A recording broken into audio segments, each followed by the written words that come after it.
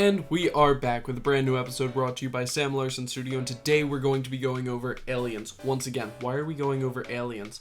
We made some aliens last time, and I want to show you how can we improve this, alright?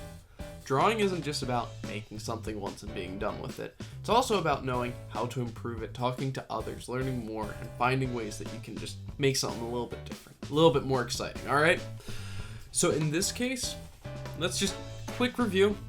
Last thing we went over, the last couple things we went over, what traits will make your creature identifiable as an alien, green skin, giant black eyes, the antenna, UFO. There are certain tropes that aliens consistently have. If you have those, your alien will always be identifiable as being an alien, alright? You don't need those, and an alien can look like anything, right? So in this case, we went over this big, giant monster. Big hand here. Cool little space helmet. Main shape. Look at that. We got basically the soft edge rectangle with a flat bottom. Okay, we've got a nice shape for the arm, giant hand, and we've got a little UFO, and then the space helmet at the top left corner. How would I make something like this better? First, forgot to add the space helmet to this.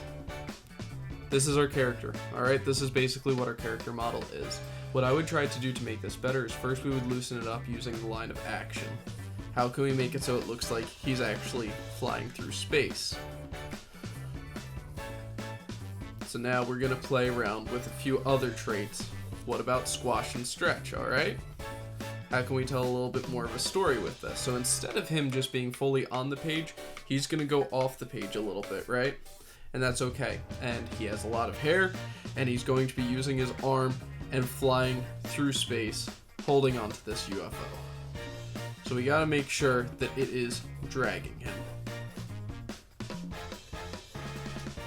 And we're going to have him hanging onto the back of it for dear life. And this is where we can play around with our expressions a little bit too. Alright? What does this character look like? He's usually fearsome, but this is a chance to give him a little bit more personality, right? We have his eyes going all the way across his face, and a little bit of terror, and maybe, just maybe, we can add some tears flying out of his eyes. Now, this could be interpreted as terror depending on what we do with the eyebrows and what we do with the mouth. Alright, this could also just be because of the velocity he's going at, there's water pouring out of his eyes and he can't control anything with that. But I kind of want him to look a little bit nervous because of how big he is.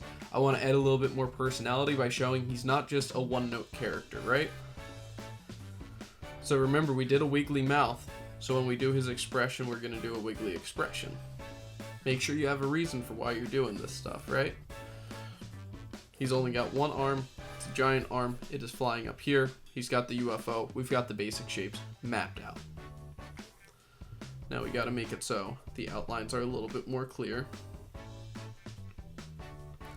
Take the lines that you like, get rid of the ones that you don't like. Again, this doesn't have to be perfect. You just have to make sure that you have fun with it. You can stretch the expression a little bit more if you want.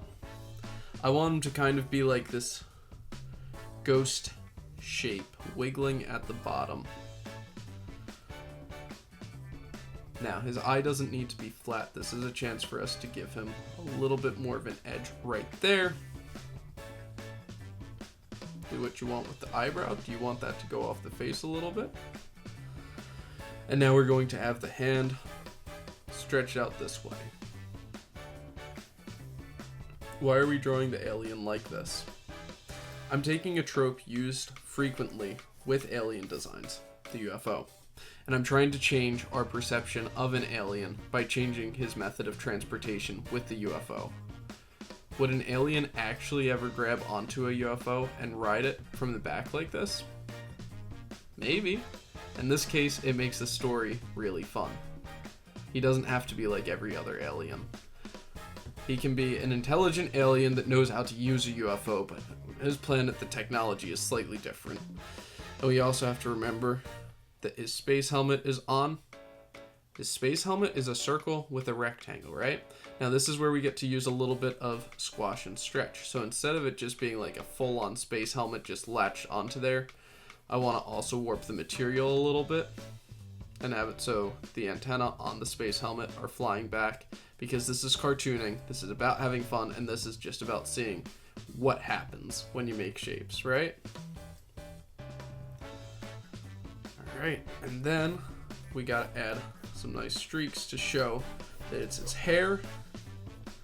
And then if you want to, you can go in, ink this, color it in, and see what else you can do with it. And we can add a couple hairs that are flying off of the body a little bit, just to show he is flying at max speed. He is proper, so his pinky is obviously going to be up, and his teeth are going to be flying backwards in his mouth. This is about exaggerating. This is about using all of the pieces that we've put together and improving one of our concepts based off of that idea. Now look at him as he's flying by, and we can see the planets behind him. Draw Saturn, because Saturn is super easy to identify. You draw a circle, and you make sure that there's some rings around that circle, and everybody will know right away that it's Saturn that he's flying by, and right away they've got a marker. Okay, this is in space, okay? And we can have it so that has some lines around it just to show how blurry it is and how hard it is to actually see things. Draw some star shapes. Again, everything is a little blurry, and then if we wanted to, we could even make it so the background is dark. In my mind, this alien is purple. I'm not really sure why. But yeah, that's how we could take a character and how we could push it a little bit farther and give him some more personality and improve a drawing. What are the things we're using to improve this drawing? Personality. We're adding story elements to it. We're adding squash and stretch. We're adding motion. And we're changing up the shape language happening here. He's not fully on the page.